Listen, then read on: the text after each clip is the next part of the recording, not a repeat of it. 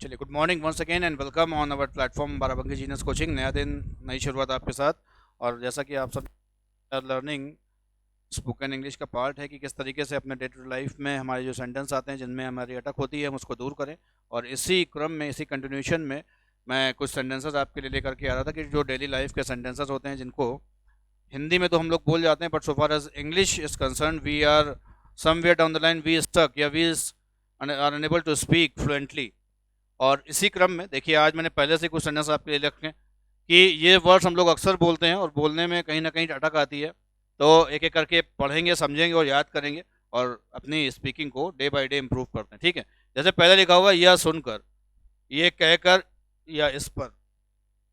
ध्यान दीजिएगा, ये सुनकर अगर आप कभी भी बोलते हैं ना, ये सुनकर उसने मुझे जवाब दिया, या ये कहकर वो वहां से चल दिया, है ना। तो ये सुनकर, ये कहकर, इसका मतलब ये सुनकर का मतलब ये सुनने के बाद, है ना।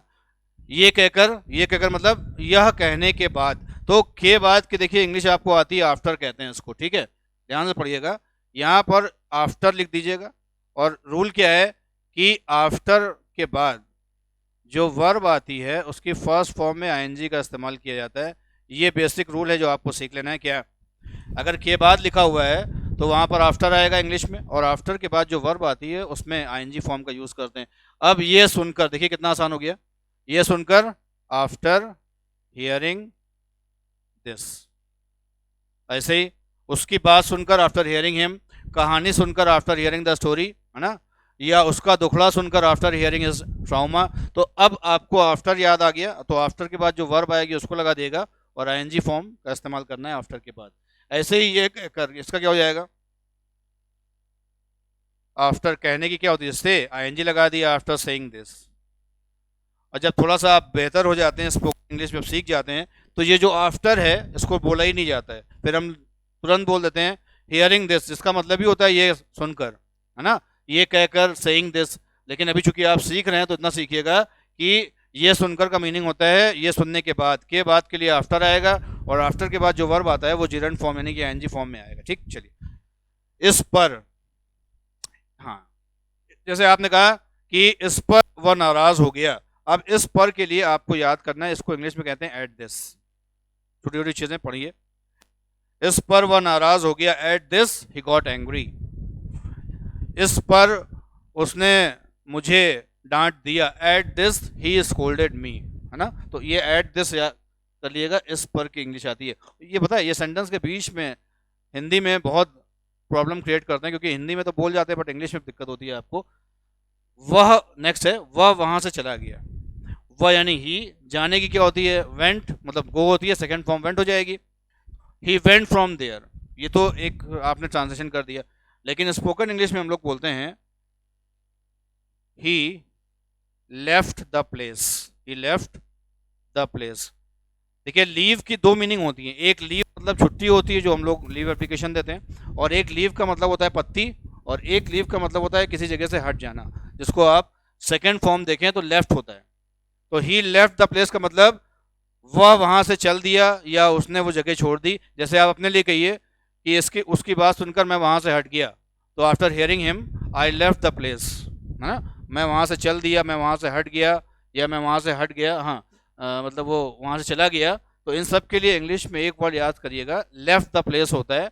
बाकी नाउन जो होगा उसके अकॉर्डिंग आप ही, शी, इट या आई यू विदे लगा सके वहाँ पे। ठीक है, तो मैं वहां से हट गया, इसको इंग्लिश में कहिएगा आई लेफ्ट द प्लेस। और वह वहां से चला गया, he left the place. Got the point. चलिए, नेक्स्ट है, बहुत इंपॉर्टेंट है और ये इंटरेस्टिंग भी है। ये वाला कौन सा, चलते चलते। अब देखिए, इसमें दो बार आया चलते चलते। चलते चलते, हंसते हंसते, रोते रोते, सुनते सुनते, खाते खाते, है ना, देखते देखते। अब यहाँ पर दो बार नहीं लिखना है आपको, टॉकिंग टॉकिंग या वॉकिंग वॉकिंग, ऐसा इंग्लिश नहीं बोली जाती है। चलते चलते अगर आप ध्यान दें तो चलते चलते का मतलब क्या हुआ, चलने के दौरान। देखते देखते, जैसे आपने कहा कि टीवी देखते देखते वह सो गया, हाँ? खाना खाते खाते उसका फोन आ गया, है ना। या आपने कहा कि चलते चलते वह थक गया। तो चलते चलते मतलब चलने के दौरान। और इंग्लिश में दौरान का मतलब के दौरान, ये टाइम को बताता है। और टाइम के रिगार्डिंग आपके पास क्या है, दो वर्ड हैं, एक ड्यूरिंग है और दूसरा वाइल है। तो यहाँ पर या रखिएगा वाइल आएगा, और वाइल के बाद भी वर्ब की फर्स्ट फॉर्म में आईएनजी आता है, ये बेसिक रूल है। तो चलते चलते अब क्या बन जाएगा, वाइल वॉकिंग। ठीक, ऐसे ही आपका ये खाते खाते वाइल ईटिंग, टीवी देखते देखते वाइल वॉचिंग टीवी, क्रिकेट खेलते खेलते वाइल प्लेइंग क्रिकेट, है ना, और उसे देखते देखते वाइल वॉचिंग हिम। तो इस तरीके से वाइल वर्ड अगर आपको आ गया, जिसका मीनिंग होता है के दौरान, और ये समय के लिए आता है, तो वाइल के बाद वर्ब की फर्स्ट फॉर्म में एनजी आता है। तो इस तरीके से सेंटेंस आपका बन जाएगा। ठीक है, चलो नेक्स्ट है, उसने उन्हें जगाया, मैंने कार मुड़वाई, और उसने गाड़ी गली में मुड़वाई। अब देखिए तीनों सेंटेंस मैंने एक साथ इसलिए लिखे क्योंकि तीनों में एक तरह का फॉर्मेट यूज किया गया है। उसने उन्हें जगाया, अब ये बताइए वो खुद जगा है या किसी के द्वारा जगाया गया है? उसने उन्हें जगाया, मतलब कि वो खुद नहीं जगा है, उसने किसी को जगाया है। यानी कि जब हम काम खुद नहीं करते हैं, कोई काम करने की वजह या कारण बनते हैं, तो उस सेंटेंस में जो वर्ब यूज होती है उसको कॉजेटिव वर्ब कहा जाता है। ठीक, पहली बात तो ये कॉजेटिव वर्ब क्या होती है, जैसे मेक है, गेट है, ये वर्ब जो है हैव है, ये कॉजेटिव वर्ब में आती है। तो उसने उन्हें जगाया, उसने यानी ही, मेक की सेकेंड फॉर्म होती है मेड, उसे के लिए हिम, अगर लड़की है तो हर, ही मेड हिम, और जगाने की होती अवेक। तो इसको ऐसे याद कर लिए, जब कभी भी काम हम खुद नहीं करेंगे, किसी के द्वारा कोई काम करवाते हैं, तो वहां पर वर्ब यूज होती है पॉजिटिव वर्ब, और हम लोग पढ़ रहे हैं मेड, ही मेड हिम या ही मेड हर अवेक। मैंने कार मुड़वाई, मैंने यानी अब मैंने कार मुड़वाई है ना, मैं खुद कार मैंने नहीं मोड़ी है, यानी कि मैंने ड्राइवर से कहा कि कार मोड़ो, तो यहाँ पे क्या हो जाएगा, मैंने आई, मुड़वाई, इसके लिए मेड आ जाएगा, किसको, I made the car turn, I made the car turn, ये जाएगा मैंने कार मुड़वाई। और अगर आप ये बोलते हैं आई टर्न द कार, इसका मतलब मैंने कार मोड़ी, आपने खुद नहीं मोड़ी है। जब आप किसी के द्वारा कोई काम करवाते हैं तो उस सेंटेंस में मेड जो है वो मैं लिखे दे रहा हूँ सीवी, यानी कि पॉजिटिव वर्ब के रूप में आता है, इसको समझ लीजिए। कॉज मतलब होता है कारण, जैसा आप सबको पता है, बिकॉज बोलते हैं आप, तो कॉज मतलब कारण, उसी से बना है पॉजिटिव वर्ब, यानी कि ये जो वर्ब है ये पॉजिटिव इसलिए है क्योंकि ये खुद काम नहीं कर रही, काम होने का कारण या वजह बन रही है, that is why we use positive verb. ये देखिए, उसने गाड़ी गली में मुड़वाई, जैसे आप मान लीजिए जा रहे थे, आपने कभी ऐसा बाएं मोड़ लो, तो क्या कहेंगे, उसने गाड़ी गली में मुड़वाई, तो खुद तो गाड़ी उतर के नहीं मुड़ेगा, वो जो ड्राइवर है वही तो मुड़ेगा। तो यहाँ क्या होगा, उसने यानी ही,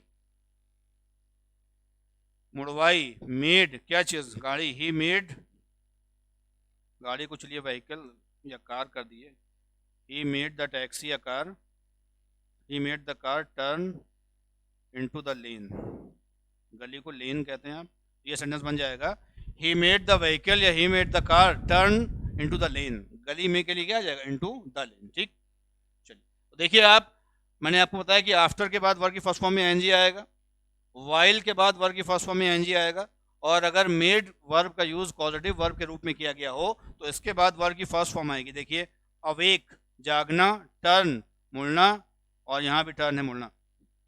उसके बाद का जो दो सेंटेंस हैं ये भी एक रूल पर बेस्ड हैं। वह रोने लगा, अक्सर होता है ना कि जैसे ही मैंने उसे कुछ कहा वो रोने लगी, वो हंसने लगा, वह जाने लगा। तो इस तरह का सेंटेंस जो आता है, हिंदी में थोड़ा सा कंफ्यूजन ये आता है कि इसके लास्ट में देखिए लगा, लगी, लगे आ रहा है, और हिंदी में गा, गी, गे अगर वर्ड आता है तो ऐसा कहा जाता है कि वो सेंटेंस फ्यूचर टेंस को बिलोंग करेगा और वहाँ पर विल या शैल आना चाहिए। लेकिन इस सेंटेंस को आपको देख के लग रहा है कि ये फ्यूचर का होगा, वह रोने लगा, अगर ये लिखा होता वह रोने लगेगा तब तो ये फ्यूचर में बिलोंग करता, लेकिन वो रोने लगा, इसका मतलब ये काम अभी हो रहा है या हो चुका है या होगा, ये हो चुका है काम, यानी कि ये पास्ट को बिलोंग कर रहा है। जैसे आपने कहा कि क्लास खत्म हुई और स्टूडेंट्स क्लास से बाहर जाने लगे, तो बताइए फ्यूचर की बात हो रही है, प्रेजेंट की या पास्ट की?